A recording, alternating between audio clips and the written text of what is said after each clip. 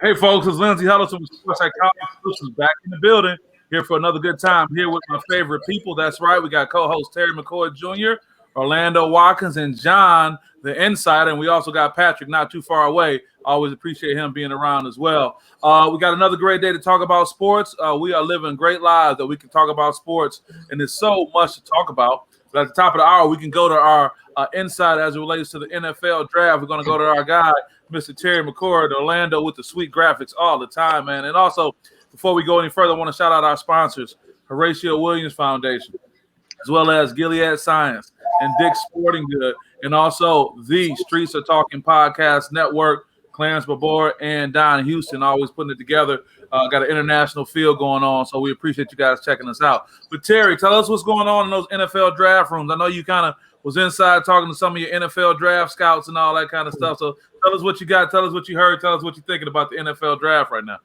No, with this draft, man, I feel like we're getting a ton of not only QB talent, we're getting a lot of talent overall. And so, we had like teams like the Jaguars, maybe the Jets, Eagles, teams that are like looking through in that quarterback room of the combine and really looking for a guy that really fits their system. So, I mean, ideal Trevor Lawrence first, maybe Zach Wilson before Justin Fields. But it's always interesting. Fields and Mac Jones, they go back and forth. I've seen in a ton of mock drafts.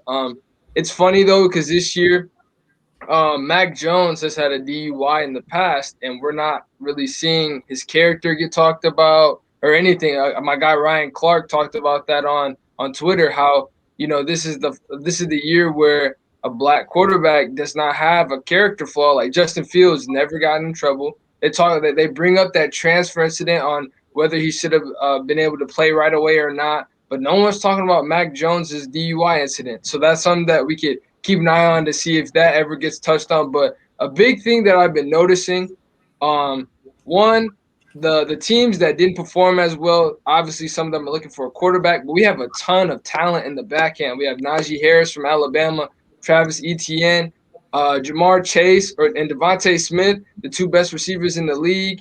You got some edge rushers in there, I think the linebacker from Penn State, forgive me, I forgot his name, Mekhi Parsons, I believe. 4.3 speed, incredible athleticism. I mean, these guys in the back end with the teams that perform well, that were one piece away from making that Super Bowl run, are looking at some guys that can have a very impactful rookie year and bring those teams closer to the Chiefs and Buccaneers level. So I watch out for this draft. It's a lot of talent. No, that's a great overview of what's going on. You make an excellent point as it relates to not having a black quarterback that has a character flaw. Foxworthy, who's a ESPN correspondent, made a good point. I just saw today, and it's kind of in line with what you're talking about, Terry, is that there's this idea that the black quarterback always have these deficiencies. Can't read the defense that well, but there's always some knock. And he brought that up to this point, Orlando and John, to talk about basically the inherent bias that comes across with these commentators, that they have to check their own inherent bias. And then he did make a good point. He said, even though that may be true in some cases, but it's the bias that comes out with these NFL analysts that they just say, oh, black quarterback, they got to be a flaw. Because I think, and I look to John and Orlando when it comes from a historical standpoint. For so long, the white quarterback was the face of teams. It wasn't until in my era, I guess, Randall Cunningham, Doug Williams, who had to win the Super Bowl to kind of get that kind of acknowledgement, whatnot. But we kind of still hear this thing that there's always this automatic knock on a black quarterback. And you throw another thing in there, speaking of black quarterbacks, this is not draft talk, but what's happening with Deshaun Watson. If I see one more article come out about a massage therapist talking about they had an issue, or what I like to hear, all these other 40 or so massage therapists that came out saying he's always been a great client, I think is important, because what do we see? You got this young man who decided that he didn't want to play for Texas anymore. Amount of time goes by, now you start hearing these character things. So I think it's very important that us having this platform to talk with these diverse individuals on this platform, the SPS Edge, with John, Orlando, Terry, and myself, we can talk about these broader issues and just be aware of it. But I defer to Orlando or John. Do you guys anything you want to share regarding draft talk or the NFL? Go ahead. I think Terry said it all. I'm good. I was going to defer to John. So. John, what's your take? Well, you got to remember NFL stands for not for long. Okay. and that they need young talent coming in there every year. They get it. This is no unusual year.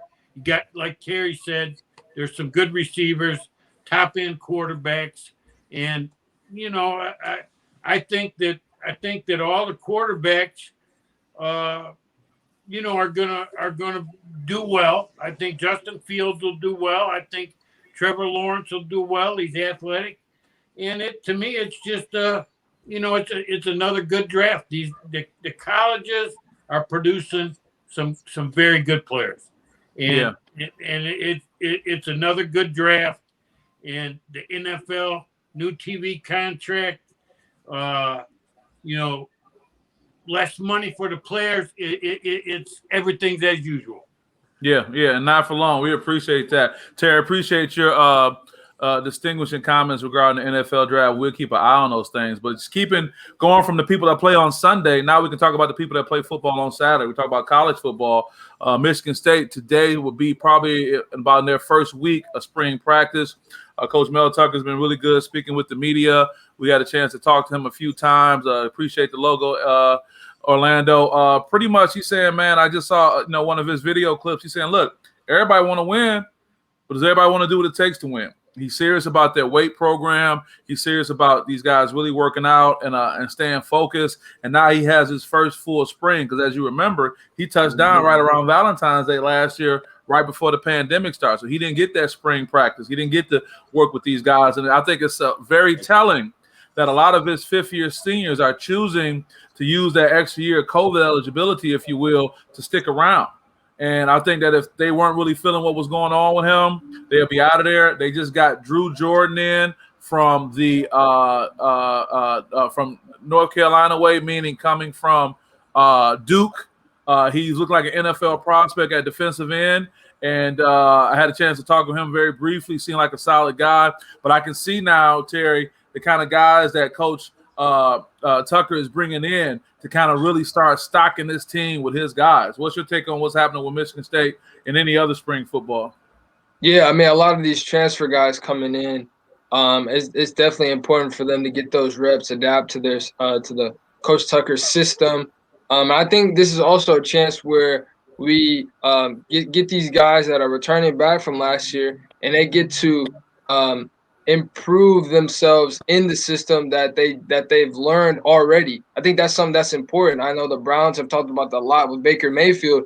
He gets to finally go into an off season where there's a sense of stability. There's a sense of like, I already know where we're gonna run. I just need to better my mechanics, maybe some timing or something like that, quarterback receiver timing. I think that's something that with the new quarterback Russo coming in, but also a guy like Thorne, he's able to work on the system that Coach Tucker is looking for, and it also gives Coach Tucker a chance to see what he has. Because I think when he first came in, everyone's like, well, who's going to be the starter? Does he know? Does he have a clear-cut idea of who can do what?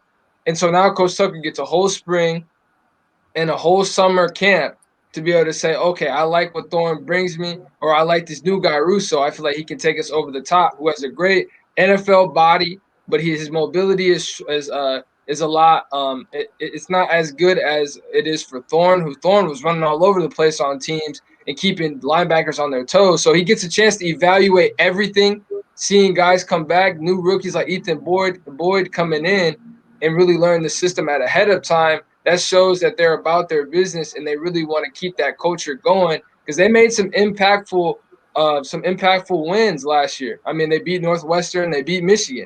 Those are things to build upon, and you'll have things to work on, like small, miniature, nitpicky things that can take you over the top and beat those other teams. No, you're absolutely right. Definitely with a lot of positive things. He was salvaging, just a little part of a season last year, but still had those huge wins to hang his hat on against Northwestern, against Michigan. You're right. When you get young men like Ethan Boyd doing the early enrollment, and as Coach Kapilovic was saying when they were on a call with us just recently, Ethan's going to be able to laugh at the other freshmen because he's already in there learning the system. I think that's very important. And, Coach Tucker has really showed that he's serious about taking this program back to the level that it was when it was really high times, talking about Rose Bowls and things like that. And he's going to continue that. I'm just curious, John and Orlando, you guys got any thoughts on Michigan State football or any spring ball that's going on? Well, I follow Mel Tucker and Michigan State football very intensely. Okay, I didn't know that. That's good to know. 3 or 4 times a day I'm in looking at stuff. And he had a very great thing happen to him yesterday. There's a young man, a quarterback out of IMG that was supposed to set his date for his commitment. He's in the class of 2022. His name's A.J. Duffy. He's from California. He played his junior year in California. He's going to be IMG starting quarterback this year. And he's a 4-star dual threat. And he was supposed to announce his commitment yesterday. And everybody thought he was going to go to Arizona State.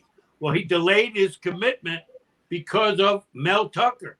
And now everybody's saying that Michigan State's in the hunt.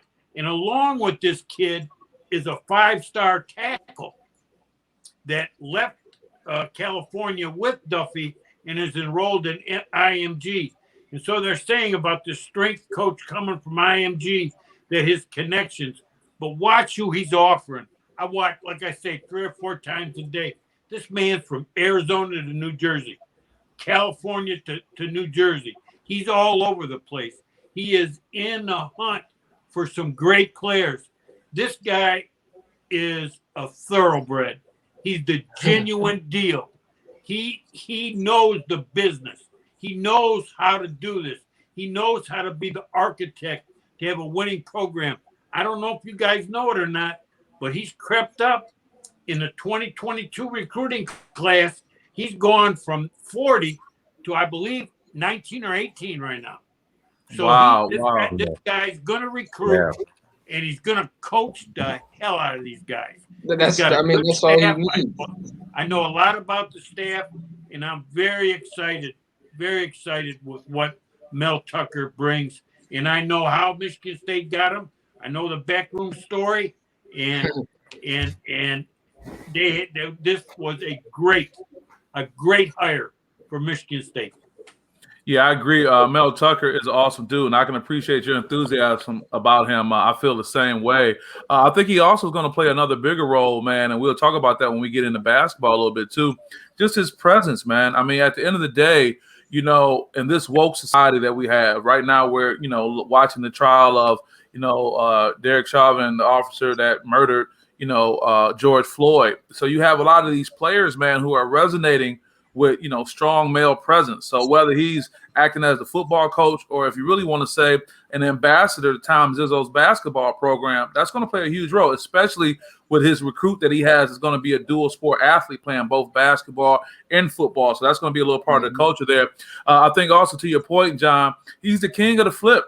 He's been known, man, for flipping guys, you know, to get them to come his way like the day before signing day. So I think his pro experience, if you look at his interviews, he'll have the Michigan State helmets on one side, but he'll have the Jaguars, the Cleveland Browns, the Chicago Bears helmets, whatnot. And that resonates with these guys, you know, because this is almost like the Juwan Howard effect. Hey, I've been to the other side. I've been to the next level. I know what they're looking for. They just had their pro day recently. They had a lot of positive people, a lot of positive reactions from that. I got to talk to some of the guys, Shakur Brown, Naquan Jones, and, of course, Antoine Simmons, who wasn't invited to the pro day, you know, at the combine, but the other 2 guys were. But I like your point that you're making. We know what everyone's going to find out real soon, John, is that, like, Mel Tucker is no joke, and he's a solid guy, man. I really enjoy my interactions with him.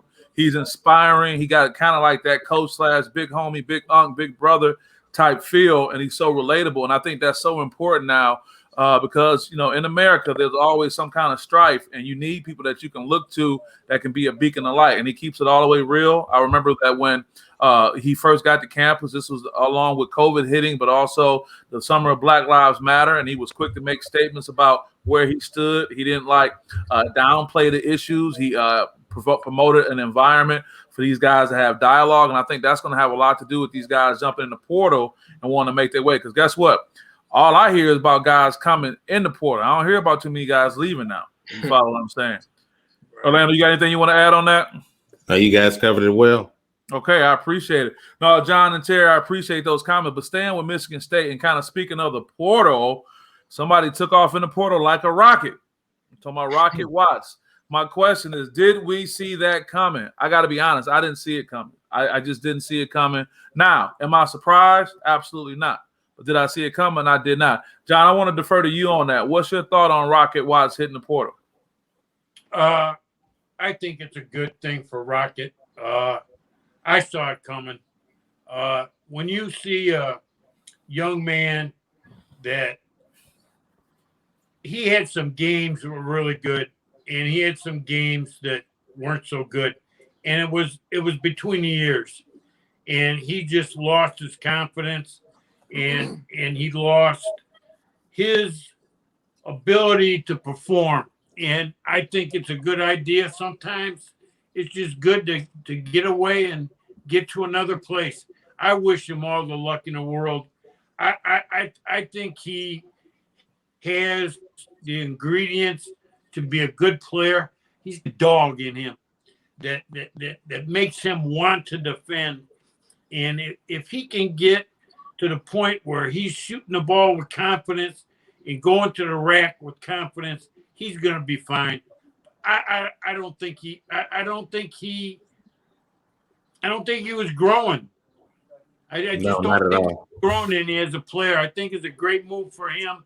I hate for Michigan State to lose him, but I'm happy for the kid. I hope everything turns out well for him. Before I go to Orlando and Terry, and you can add on this as well, what do you think a selling point another school makes to get him to come? If you think it's going to be, hey, man, you're going to play the 2 guard, you can shoot when you want, and don't worry, do you think that'll be part of the selling point? Well, obviously, he's going to try to go someplace where he has a chance for minutes right away. And who's around him? What are his teammates? Who's going to be there? And is he going to be a Memphis player? Patrick and I talked to a friend of his at the gym just last week, and he told us that Rocket was interested and Louisville had some interest in him. I've heard that as well. So, where he goes, what level does he go? I don't think he's going to transfer to a Big Ten school. I don't. I think he'll get out of the Big Ten myself. But where he goes and who's there, because this kid has some talent. He has some talent. He's strong. He's quick. He just needs his confidence back. He had it. He just you could tell. I mean, you could see the air come out of him in games where he was frustrated. And, it wasn't a good year for him. Yeah, I agree. And playing out of position doesn't help. Change. No. Yeah. Orlando, what's your thought? No, I kind of expected it. It just wasn't the right fit. I mean, I think, speaking of John's point, that frustration, I think a lot of that frustration is having to work within Izzo's system. But they recruited him since he was like in middle school. Like, you should have knew that was going to be the case from both sides. But let's not take away from Izzo's recruiting ability. Okay. He's going to make that good hard sell. But the thing is that I used to always say sometimes you got to let the wild horses run free, and dealing with Izzo, you're not going to have that ability to run free. You have to work within the confines of Izzo's system. So I kind of expected it. I think he'll land in a good spot. I think he's an excellent player. And I agree with John. Don't expect to see him in the Big Ten anymore. That's for sure. Yeah, I know Terry hopes he put on that scarlet and gray and goes down to OSU. I'm just saying. I'm just messing with you. What you think on Rockets making a move? No, I caught it. I think in end of November. I remember talking about it with my dad. I was like, he's gonna leave. It's just one because he's getting asked to play out of position. He didn't have time to prep, and part of this I do put a little on Izzo. I feel like he didn't prepare Rocket to play that point guard position, and I feel like a lot of times he had Rocket playing in positions where he wasn't comfortable in. And I think a lot of that was due to because, one, he's not really a true point guard. He's a scoring point guard. And two, he's kind of being held back. He's not able to be free, like Coach Watkins was talking about. Yeah, with a name like Rocket, you can't hold nobody up with a name like Rocket. But I mean, with Rocket's game, man, I love his toughness, his tenacity. I love his will to compete. And a lot of times, I really put a lot of this blame, and I've seen a lot of it through the fan base. I mean, MSU fans, man, we have been so spoiled. Like to see a talent like Rocket Watts, and then he declares a transfer. I see fans talking about, bye, they need you. You didn't do anything. I'm like, we are so spoiled to really sit up here and tell a talent like that. Bye. I remember the Rocket Watts that everybody loved freshman year when he played his position, where all he was asked to do was play defense and play your game, hit your shots, get in your sweet spots, I like to say, and make your move and hit shots. That was Rocket's job. I feel like if Rocket goes somewhere and is asked to do those things again, like a 3-and-D kind of player, a guy that can get his, but also make it like a living hell on when he's on defense. Like if he goes somewhere like a Louisville or like a Memphis, somewhere where they ask him to play like that, which is why I mentioned maybe even a Marquette in the Big East, maybe a Seton Hall, a team where like he is centered around him and he's able to kind of lead. Because I see the leadership in Rocket. I see every game I watch Rocket because, one, he's my favorite player on the team, and two, I watch how he leads. I think that's very key with him. People don't give him enough credit for that. Although he may get down, but in moments where everyone else is down, I see Rocket like, hey, let's pick it up. Let's go. Smacking the floor, getting down on defense. Rocket has that leadership ability. I think a lot of times people saw his struggles and let that kind of hover over his natural ability and didn't want to give him much credit because he was struggling. I see Rocket I see him going up. I see him like doing well when he goes to a different school. One, because he's starting over. He understands. I feel like he learned. Although he failed, I would say that he learned. And sometimes you have to fail in order to learn what you need to learn and go somewhere and be successful. We've seen it times again with different transfers. So I really wish Rocket well, and I hope he does well. I'll be watching him for sure. Yeah, I like Rocket. And one thing I'll say on this too is that I can recall in many a press conference, Tom would always reference some players not getting it or not being able to connect with some players. And through process of elimination, I always knew it was Rocket. Now, maybe I was being a little naive to say I didn't think he was going to leave, or maybe I didn't want him to leave because I like Rocket. He's a Detroit kid, always got a smile on his face. The times we would come in contact with, you felt his genuine energy. And maybe that was me not wanting him to leave, and I didn't see it through the right lens that you guys saw it through. But I also want to say that was that one situation that Tom couldn't get right, that he couldn't just make that connection like he wanted to. And, you see that kind of outcome. So with that being said, we want to wish Rocket the best. He was my guy. I want him to do well. Also a name that we kind of heard of that we were not really talking about, Jack Hoiberg, son of Nebraska coach Fred Hoiberg, hit the transfer portal. Jack was my guy. He was a disruptor on the practice squad. I would be in that practice, and I would kind of be coaching him and some of the other guys saying, hey, man, you got to be a disruptor. That's how you're helping them. Yeah, it was like that Rudy effect, and he would get in there and shake it up. But I think it was already a expected plan, which is why he got some minutes during the NCAA tournament or late in the Big Ten tournament. We got Kenneth Robinson checking in. He said, hey there, Ken here. How do you blend skill development into practice time when you're limited with practice time and the frequency of days and time? Yeah, you're absolutely right, Ken. You make an excellent point. And Tom Izzo spoke to that. By not having the summer, by not being able to work on those things, the COVID restrictions, the shutdown is really tough. And Tom will be the first one to say, asking him to play out of position. That's crazy. That's a whole lot to deal with. So I'm disappointed, Terry, when I hear about the fan base. But you got them rabid fans who will be the same ones who will be jocking them the next time. But whether he lands at Memphis with a guy like Coach Anthony Hardaway, which would be dope, or going to Louisville, which will definitely give him a platform to get down, I think he's still going to have his opportunity to be successful. So talk about other changes that's happening. I've been coining the term Jawan effect. I saw ESPN using it. Maybe they watched the podcast and they want to use the term I put out there. But anyway, with that, right on time, we appreciate that, Orlando. Now, breaking news today was legendary coach Roy Williams has retired from University of North Carolina. And conversation we all were having offline is who's going to be next. Now, Terry and I had our discussion. You're welcome, Ken. Thank you for checking in and keep checking in. We welcome your questions, too. That's Ken Robertson we're referring to. But Terry and I were having a discussion, and Terry was making valid points about, I believe, Coach Robinson, the assistant coach, stepping up. But I took it as alumni want to make a splash. They want a name. I know that there was probably another coach before Dean Smith, but I'm thinking that Dean Smith is the only coach that I know of. Followed His by name Roy was Williams. Frank McGuire. Frank McGuire, thank you, John. They've only had three There it coaches. is. They've only had three coaches in the history of the program. You believe that? Wow. So my point being is no knock on their assistant. And I know Hubert Davis is probably the next one. I remember it was a big thing when he went over there. But those things are important. But I'll go to you, John. What's your take on Roy Williams stepping down? Well, I'm glad he's doing it. He's 70 years old. He's had some health issues. And ever since that scandal with the academics kind of got squashed, and he had that good run where that team lost at the buzzer, and the next year they won. This is not North Carolina basketball players.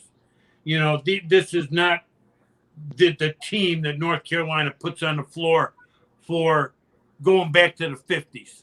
I mean, they've had a couple bad years when Dean Smith retired and his buddy got the job, and then Doherty didn't do very well. But they've had three coaches: Frank McGuire, Dean Smith, and our man Roy, and he did a great job. And things have changed. The game has changed. The culture's changed. And I think it was the timing. I really respect his decision to leave. What a job. 21 first-round draft picks in 18 years at North Carolina. 486 wins in 18 years. 3 national championships. It's not the same game anymore. And I'm glad a man 70 years old didn't want to stay in there because someone wanted him to. I'm glad he's retiring. He's one of the greats of all time, and I hope he has a great retirement. And I know he'll never leave North Carolina. His heart will always be there. But, man, I take my hat off to that man. That man, he recruited some players, and he put some players on the floor that created teams. And I always loved watching him play. And I just have a lot of respect for him. But Lindsay, I'm glad he's retiring. I am.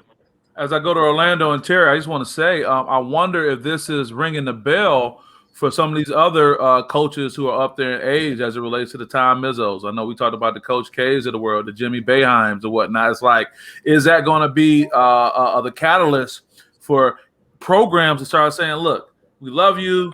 You know, you always have a place here, but I wonder what's next. But Orlando, I want to get your take on Coach Roy Williams and his transition. Well, all you can say is job well done, and I agree with you. I think that this may be the ringing of that bell because, I mean, it's a whole new world out there.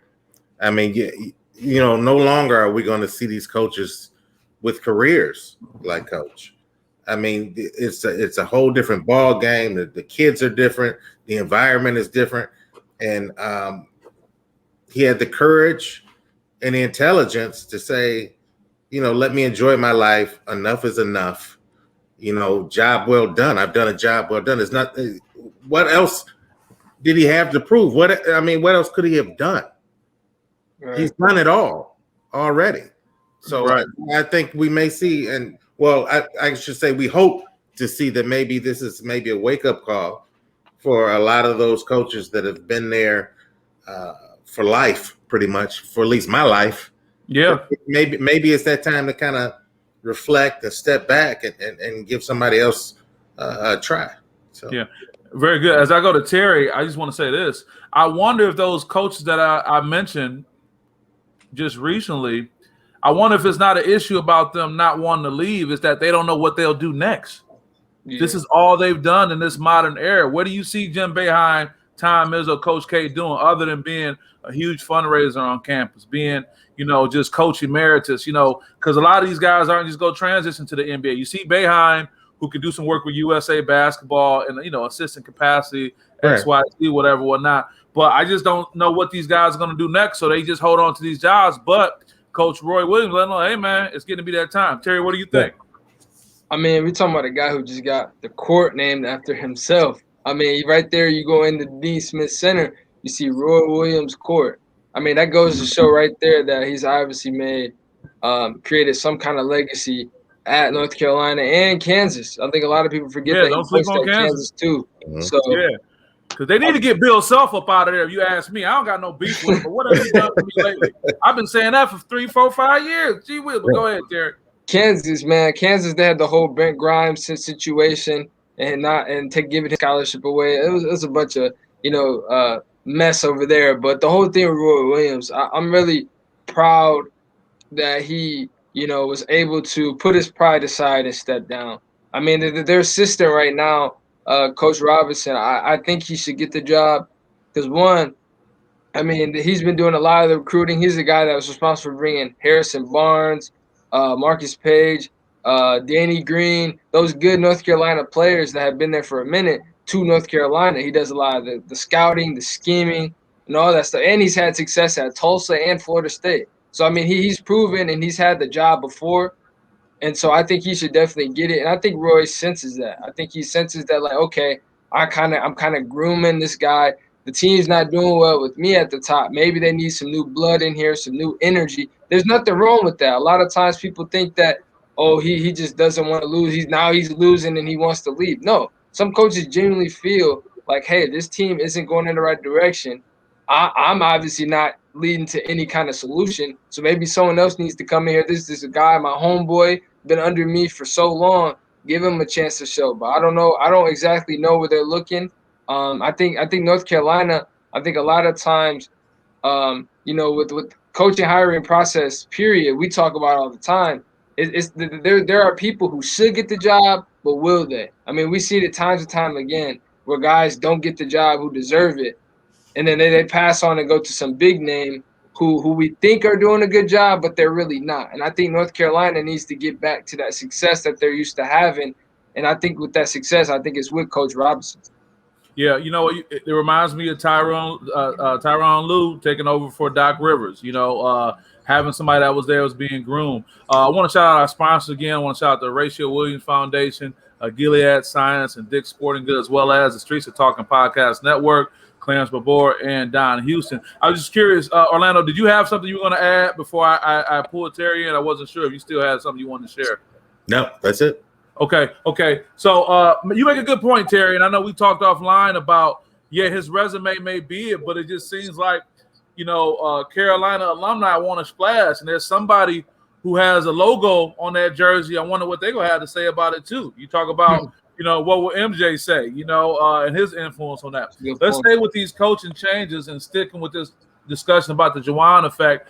Shaka Smart has I don't even know if we heard him say that he the respect was there. Like, you didn't hear that he got fired from Texas. I didn't hear that. I hear that, hey, Shaka Smart is going to Marquette. And I think part of that has to do with Texas saying, look, we don't want no drama. We don't want no beef.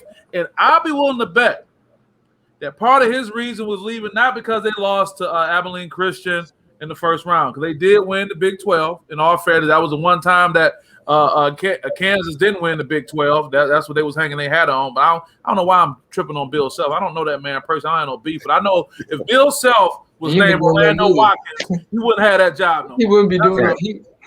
He's not doing nothing either. So that's what I'm saying. Right. That's what. But here's the thing with Shaka, though. I wonder if part of with Shaka, I wonder if Shaka was dealing with a hostile environment in Texas.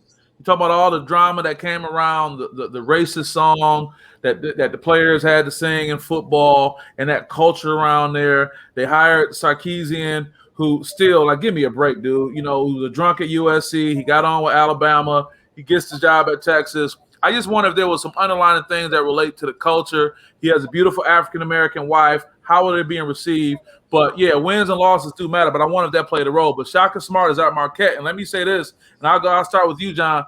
Marquette's a private institution. I know Texas got money, but Marquette got long bread, baby. And I think even in their comment, in their statement when hiring him, they said, hey, we are going to embrace diversity. So Marquette is really trying to get down on that. I got a lot of respect for that institution because they're private. They can do how they want to do. What do you think about Shaka Smart going to Marquette, John? Well, first of all, I think that he was smart leaving Texas. You know, there's an old cowboy saying, you know, stay one step ahead of the posse. And I like that. And you know, the posse was they were gaining members. But I'm going to say this about Texas. They came after Nick Saban. They wanted Nick Saban to be the football coach. There's 17 people that you have to answer to if you're the baseball coach, the basketball coach, the football coach, and the track coach at the University of Texas. And they're money guys. They're not on the board of regents. They're not administrators in the 17? 17. So every Saturday night, you got 17 guys calling you saying, hey, Bubba, you know, what's up here? Why did you run this play? Why did you substitute this guy? Okay? And Nick Saban told them, you know, if you're nuts if you think I'm going to take 17 phone calls on Saturday night. You know, and this is Mac Brown came out with the same story that Nick told me this past week, earlier in the week. Mac Brown came out with the same story why he left Texas. Okay? So Shaka Smart, I think, was under extreme pressure. You know, they pay big bucks, but they want results. And you know, him going back, he's from Madison. You know, I think he'll do a good job. He's a good coach. He's a good recruiter. He does well with the media. He has good presence. I think Shaka Smart's a tremendous hire. Tremendous hire for Marquette. But I think that they said, hey, look, I agree with you, Lindsay. Let's not have any drama. Go find yourself another job. Yeah, and shout out to Ken. He likes your statement too. Stay one step ahead of the posse for the Cowboys. Kenneth Robinson said it like that. We all love that statement. Orlando, I want to get your take on it, but I also do want to say this. I think Shaka Smart has found a permanent home, like a permanent address. Hey, he's going to be our guy. You can stick around. We're not going to be heavy on you. I thought Wojciechowski was just overrated. I met him at a Horatio Williams Foundation coaches clinic. Didn't seem like he was the type that connected with people. I think he just was kind of living off that Coach K persona, even trying to be a little Coach K-like, that he was in town recruiting. I don't know if you remember that time he was there, Orlando. He just didn't come off with somebody you even want to talk to, let alone have in your living room. And I'm not surprised that it did not translate to him connecting with those players and getting success. I don't know where he's going to end up at, but that's the story. But what do you think about Shaka going to Marquette, Orlando? I think it was an excellent choice. And I threw up the graphic before. I throw it up again. They're making it clear. Welcome home. Welcome home. As what, the first African American coach in the program history. Yeah. The contract. What was it? They didn't give too many contract details, but I believe it was like 6 years, and some serious money. You know, he's there long term. They know what they wanted. And I think it's an excellent choice, an absolutely excellent choice. He made the right move. He made the right move. As I get ready to go to Terry, to your point, Orlando, 6 years is pretty much saying like forever, but we just can't say forever in the contract. Right. Look at what he did at UVC. Look at what he did at Texas. Imagine just being there at Marquette with the resources and his high profile and not having the pressure on his back. And let's hear, we probably won't hear about it until he retires. There had to be some racial undertones going on with them 17 phone calls on top of everything else. Terry, what do you think about Shaka Smart coming home to Marquette? I'm excited about it. I think that he's going to a school that kind of, I would say that their identity is similar to his, a mid-major school, a team where he can get down and gritty like he used to at VCU. I think that VCU. I was said UVC. My bad. Thank you. like whenever whenever he was at VCU, they really adapted to his style of play, or like his coaching style, I should say. Because I mean, VCU back then, man, they full court pressure, they do a lot of different things. I didn't really see that at Texas. I mean, I saw it, but I didn't really feel the same sense of fear that VCU brought into teams. And I really think that Marquez, this is a chance where Shaka can kind of have everyone rally with him, and he can really get back to that personality of like, no, we're gonna get in everyone's face, we're gonna push you the whole 40 minutes. And VCU used to do that, which is why they made that Final Four run. They do that to teams, and they give you hell for 40 minutes. And so I think that, and also Texas, man, I think Texas has this vision of themselves. It's almost how Michigan has with football, where they think they should be at the top. Same with Texas football. They think they should be at the top, but in all reality, they're not. They're not going to be there because they have that same attitude of them thinking that they're going to be there eventually. We got this guy, man. We're going to keep our same attitude of we should be here. We should be here. No, it's tough. You got to work for it. Texas just thinks they're entitled to be a good team because of their past. That's not how it works. And I don't think Shaka really mixed well with that environment because that's not who he is. You got a grassroots kid, a Midwest kid. You know how we do it up here. We grind, we get our stuff done. We don't feel really too entitled up here in the Midwest. I feel like he just didn't mix well with the Southern way, I like to say, where everything seems so easy and cool. That's not the Shaka Smart way.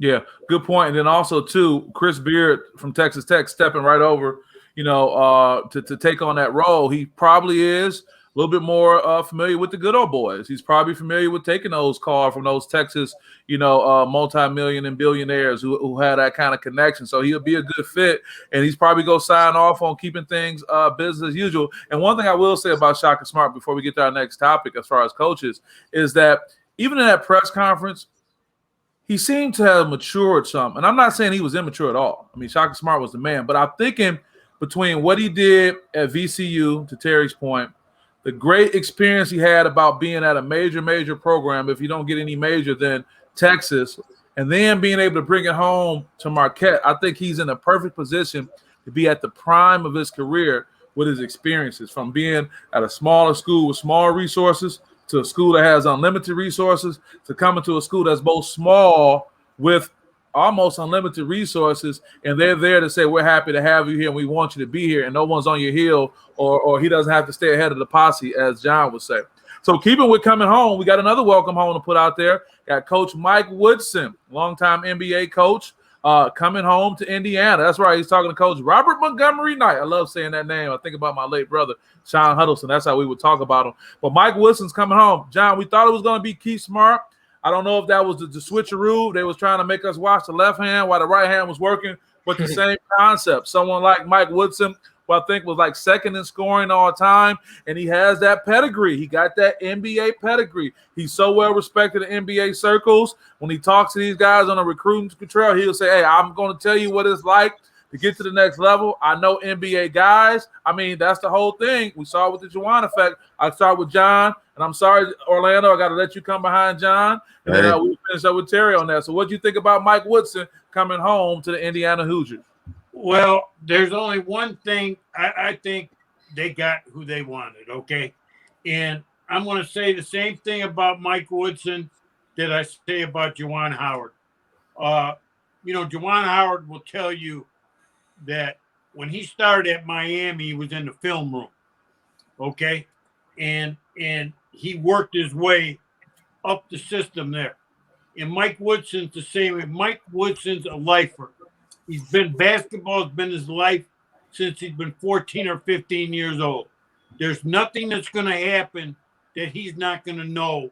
There's no situation that's going to come. Nobody's going to do something to them on the court that he hasn't already seen. The question comes down to now, who does he hire?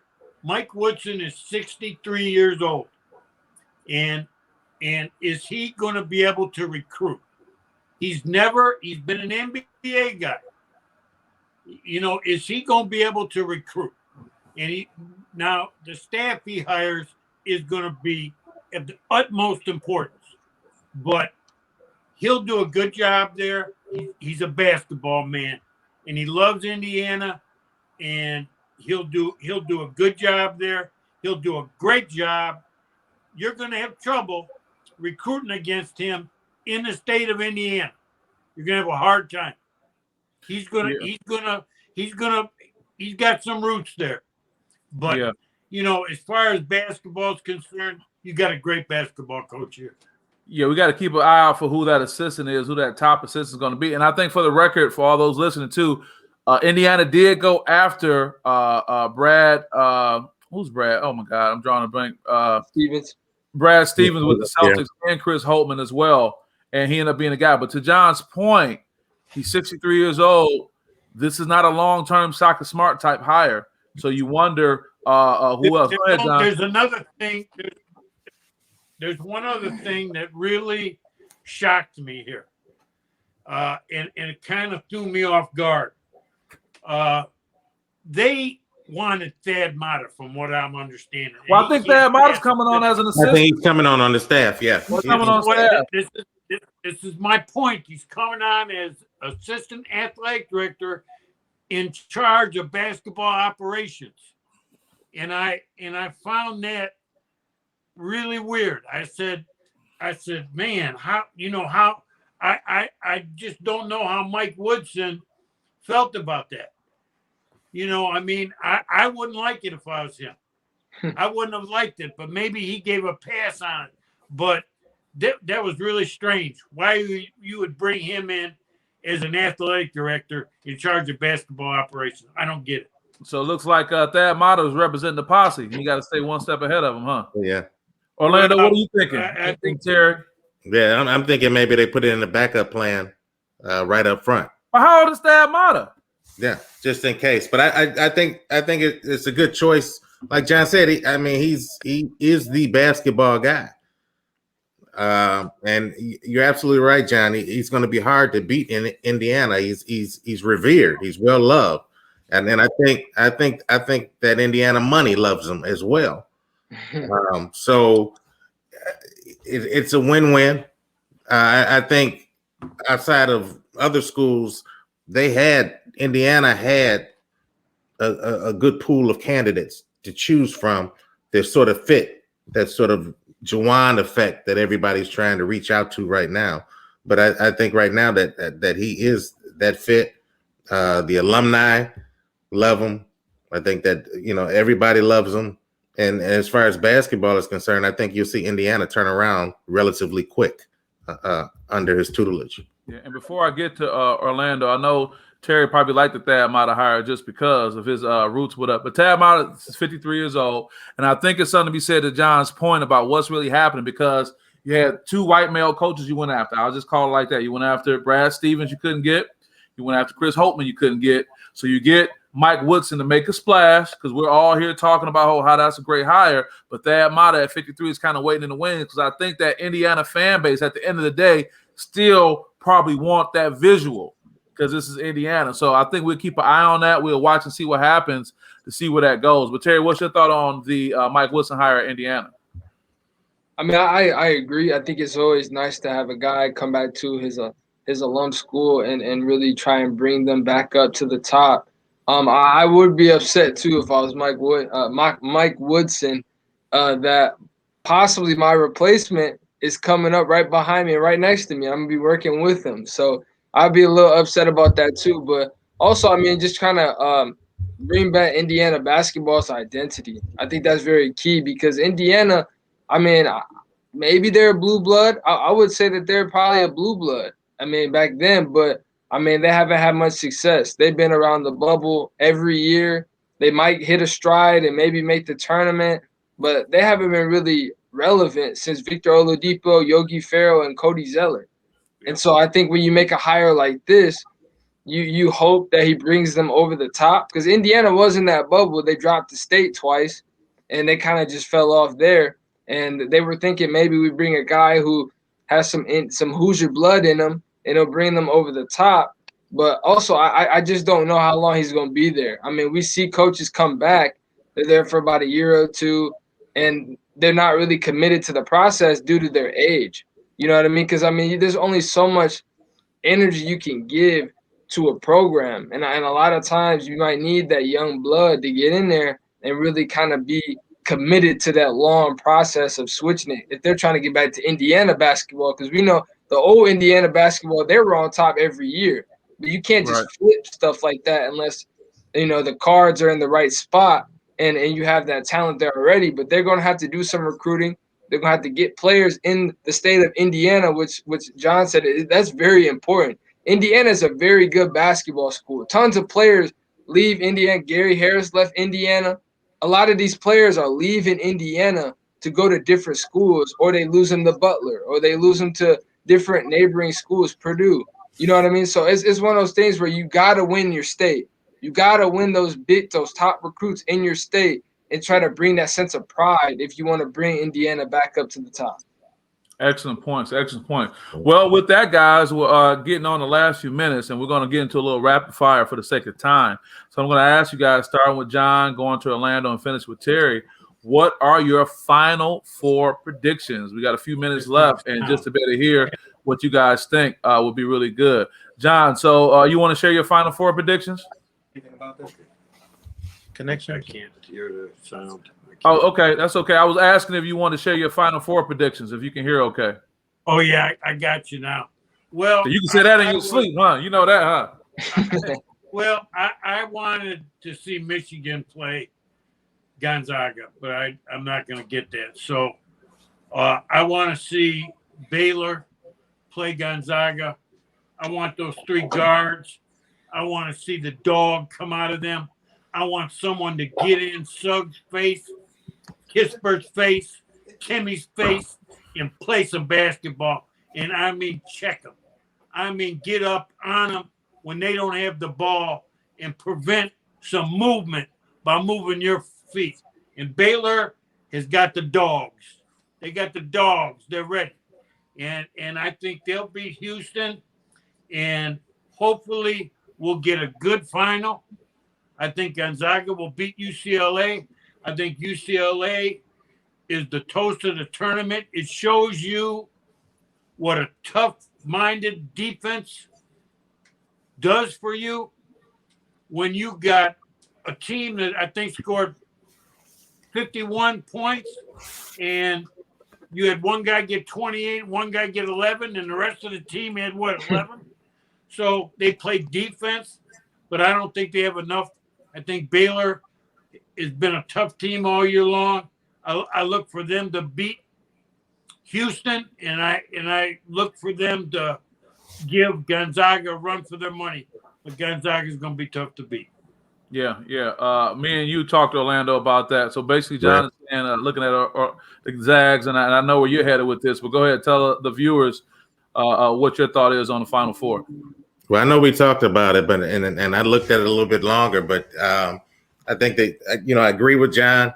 Baylor is going to be a tough team to beat. They should beat Houston, although Houston right now is probably the best defensive team left. I think they're keeping their opponents to around 56 points a game. So by far, they're the best defensive team left. But Baylor is just tough. And I'm a strong believer in the team that has the best guards wins the game. But important. That's it. But the thing for me is we know Gonzaga is this machine. But if you go back, what the last undefeated team has been what, John? Was it 76. Indiana? Indiana in 1976. So the law of averages, I really believe the final game is going to be Gonzaga-Baylor. But I'm leaning towards Baylor at this point because, 1976. Yeah, that's my lifetime. That was the year I was born, and Stevie Wonder's first album came out. So it's right, and for me, looking at it, Gonzaga has not only had like the perfect season so far; they've had like an unbelievable season. I mean, they're shooting. I mean, they're shooting like 55% from the field, 46% from 3-point line. It's almost unbelievable. At some point, something's got to give. Right. And I think Baylor is the team that's going to make them. Yeah, I'm along those same things too. My only thought as I go to you, Terry, is that I'm concerned about a team that hasn't had a loss, that hasn't had to battle serious adversity, and closer to that game, that final game, whether it's the semifinal or the final game, you wonder how they will respond. But to your point, Terry, who are you thinking is going to end up hoisting the trophy and cutting down the nets after this Final Four coming up? Well, I knew Baylor was going to be in the Final Four after watching that game against Villanova.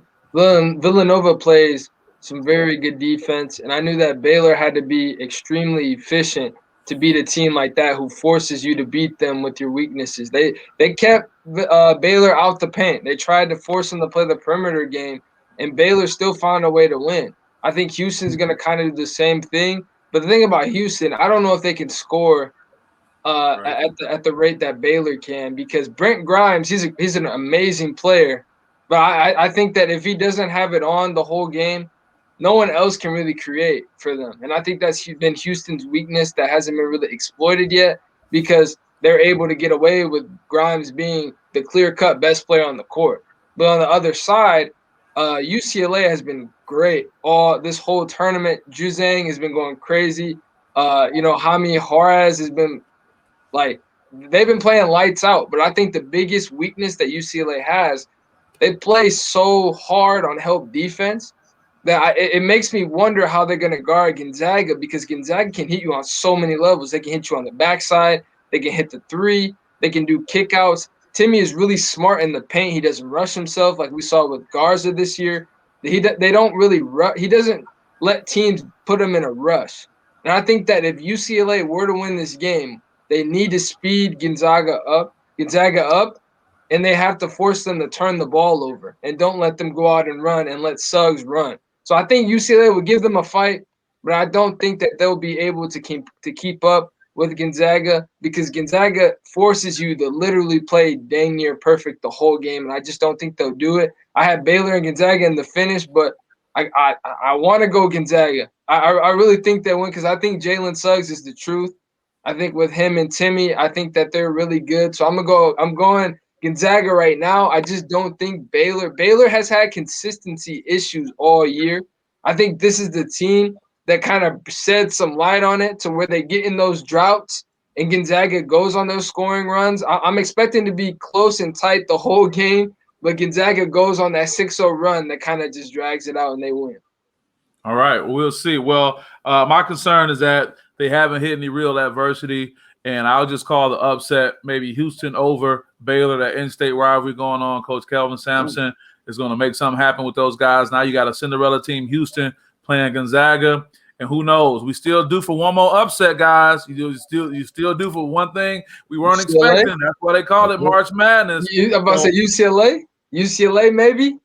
No, I see UCLA now. I think UCLA did their damage already. I see Gonzaga, maybe Houston with the upset. I'll just put that out there. We see what happens. And we can always go back and rewind the tape. So with that, guys, we are at the top of the hour. I want to thank Orlando Watkins, John the Inside, and, of course, Terry McCord Jr. I want to thank you guys for always being ready to go, having some great things to share. Thank you, too, Patrick, for making sure everyone's there. We got Lakita in the building, the Coach Gann saying Houston to the big game. Okay, Lakita's feeling me. Got a little momentum. We got Verda Weaver saying Gonzaga to win. So we got a lot of support going on out there. So with that, we're going to get on out of here. We'll see you guys next time. Thank you for supporting SPS, and I appreciate your support.